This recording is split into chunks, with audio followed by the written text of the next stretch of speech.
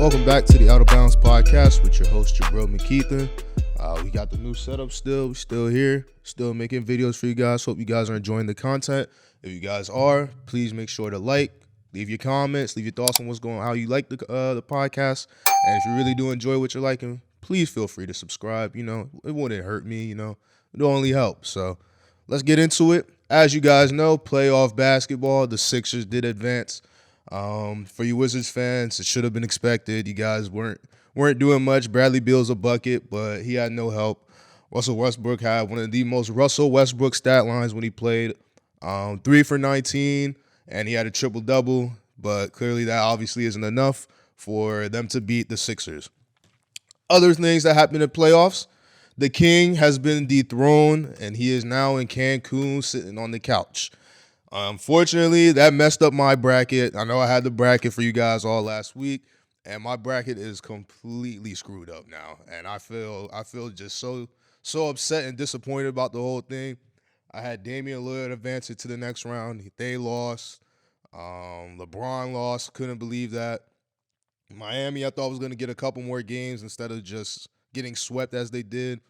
The whole bracket is messed up. So let's go to a new bracket. We'll see if Dallas keeps up. We'll see if Dallas wins and they beat the Clippers.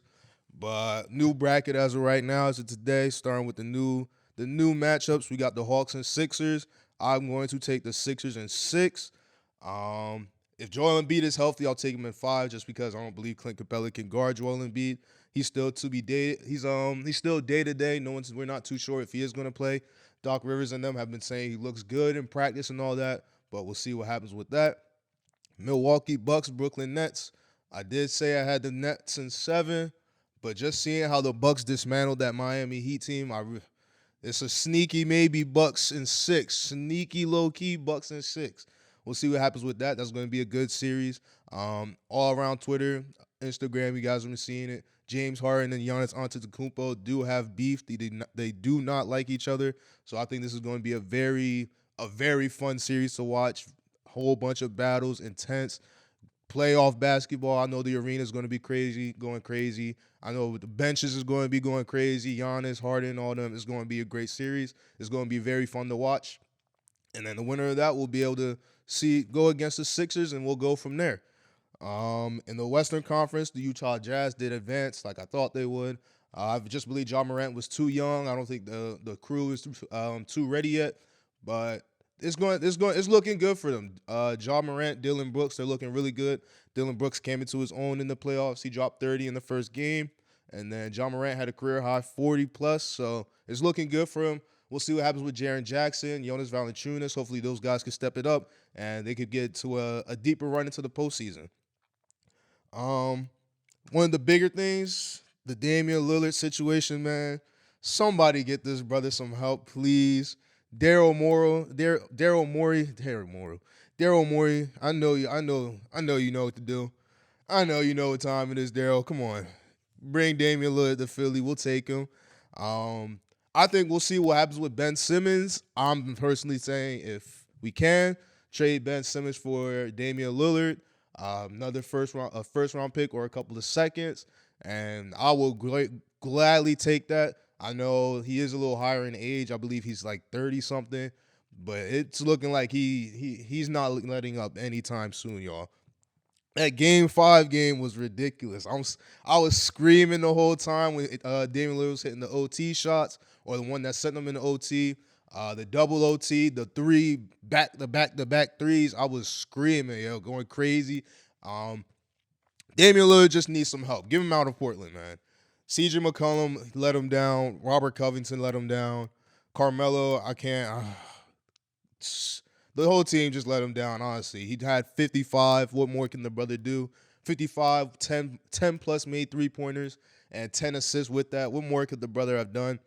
Definitely get him some help. If Damian Lillard, if you somehow find this video, come to Philly, man. I'll get a jersey of you the day you sign or the day you get traded, man. But can y'all just imagine that? Damian Lillard, Joel Embiid, and Tobias Harris?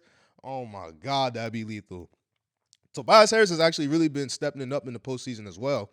Looking at the stats for the Sixers and just going to get into a little bit of the preview between the Sixers and the Hawks. The Sixers, Tobias Harris is actually leading the team in points with 25.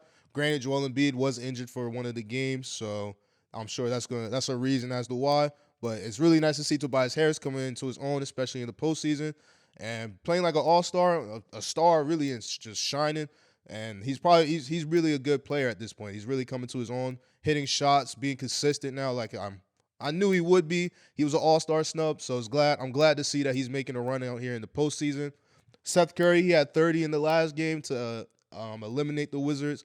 That's a Curry brother. I wasn't even worried about the brother. He got the Curry genes in him. He's got the shots.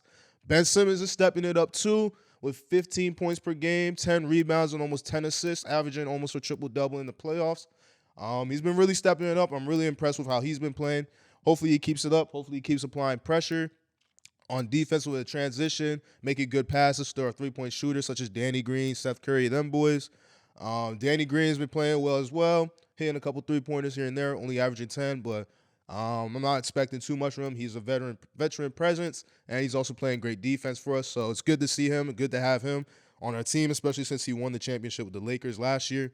Great experience for the young guys. Tyrese Maxey is looking amazing. I know Shake Milton isn't all that. He kind of needs to start playing a little bit better, but it's looking like Tyrese Maxey is going to be in the lineup, getting his minutes, and he's just been balling out, and it's great to see this because this is the future. Him, Ben Simmons, Matisse Thybulle, that's the future. That's the core. They're looking really good right now. Hopefully they all keep balling. Hopefully Matisse starts developing his offensive game a little bit more, but we'll see what happens. George Hill has also been looking good as well. Glad to get that addition off the bench instead of getting someone such as Kyle Lowry, who's a little more expensive. A little less cheaper for us to trade for him as well, so it's good to see all that. But the Sixers are just looking good right now. Hopefully Joel Embiid gets healthy. Hopefully the tear in his knee isn't serious. Hopefully if they need to rest him, I say rest him because I still believe even without Joel Embiid, we'll still be able to win against the Hawks. I just believe our defense is really up to par. The shooting is looking good. Three-point shots are falling. Tobias Harris has been stepping it up. Tyrese Maxey is coming off the bench, explosive, giving the jolt that we need if we are getting to a little scoring drought, which sometimes the Sixers do tend to do. But we're looking really good for right now. Another thing that happened in the postseason, you goddamn Knicks fans. I told you Trae Young was on your ass. Y'all are going crazy after the one game, and I knew it was raps. You guys were chanting, we want Brooklyn. Brooklyn doesn't even want you. Come on now. Come on, Knicks fans. Trae Young finished you guys off with 36 points, and the rest of the crew, I believe this series really just showed that the Knicks just really weren't ready for the playoffs to make a deep run. I honestly thought they were. I was fooled, obviously. And Trae Young and the Hawks just had a way better team. The roster was way better. They had a whole bunch of shooters. Bogdan Bogdanovic was a great pickup for them. John Collins, DeAndre Hunter, they all played pretty well. Danilo Gallinari, he was playing well in the previous games. The last game, he only had 1 point and shot 0 for 7, so we won't count that one. And then he also have Kevin Huerter and Lou Williams off the bench as well. Lou Williams, we all know, lemon pepper Lou. He'd get a couple of buckets for you quick. Kevin Huerter is a little suspect, but he still can shoot. And overall, it just looked like the team was just way better than the New York Knicks. And it showed the coaching staff. I believe Nate McMillan is their coach right now, so props to him for getting the Hawks their first playoff win or series win in a couple of years. So it's good to see that. But I don't think the Hawks are ready for the Sixers, man. You Hawks fans, I'm liking what I'm seeing from Trae Young, averaging almost 30 points a game. Bogdan Bogdanovic averaging almost 15. John Collins with another 13. Clint Capella, who could have been a Defensive Player of the Year candidate. Unfortunately, he wasn't. We also still waiting to see who is going to win Defensive Player of the Year. I think it's Ben Simmons just because he can guard 1 through 5. Games where he went up against Rudy Gobert, he dropped 42. Games where he played against Luka, he was able to effectively shut down Luka Doncic, who's one of the most rising stars, one of the most exhilarating stars that are in the game right now. So I still believe Ben Simmons is Defensive Player of the Year. Hopefully they announce it soon. We'll see what happens. But I believe on Sunday we play the Hawks. That'll be the first game of the series. I believe we should win that one just because we are going to be at home. I know they said they were going to up the capacity, so they said they were going to up it on June 2nd. It's June 4th right now. So it's going to be 100% capacity. The arena is going to be roaring. Hopefully, I'm going to be going to one of those games.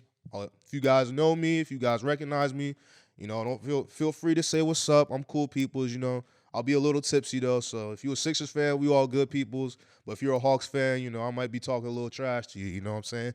But like I said, the first game we should win. The fans are going to be excited. 100% capacity. The energy is going to be there for the Sixers. And I believe with a little bit of rest, preparation from Doc Rivers, this should be a very good win. This should be a very good game.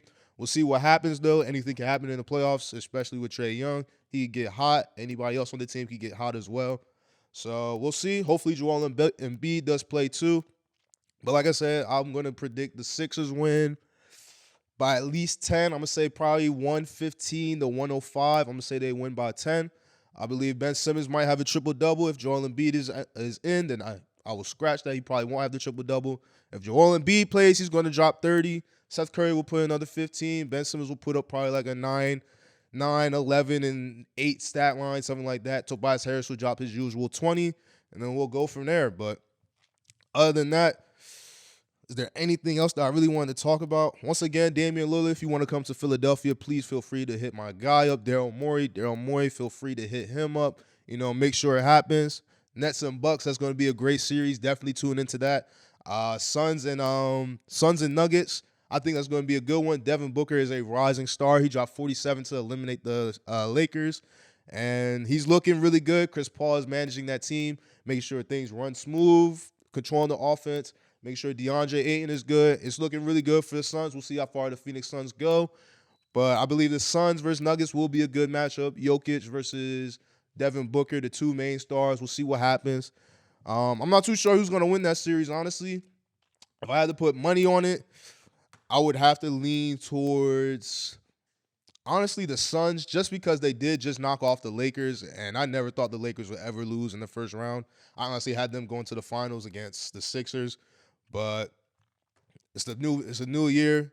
Stars are rising. Jason Tatum's rising. Devin Booker, John Morant, all the young Bulls are rising, playing very well. So anything can happen. So we'll see what happens, what's going on in the playoffs. But I think that's all I had to talk to you guys about. Just a little preview for the game on Sunday. Like I said, I believe the Sixers are going to win that one. They'll win the series in general. But we'll see. Like I said, guys, if you guys do like what you're watching, please feel free to like. If you guys have something to disagree with me about, or you just agree with me on something, don't feel free to leave a comment. I'll reply to you. I'll like it. I'll say what's up to you. And if you guys really do enjoy what you're seeing, please feel free to subscribe to the Out of Bounds channel. But other than that, guys, I hope you guys have a great day. Thank you guys for tuning in. Enjoy your day. It's pretty nice out. Go have fun. Have a couple drinks. Go to the beach. Get lit. Enjoy your day, y'all.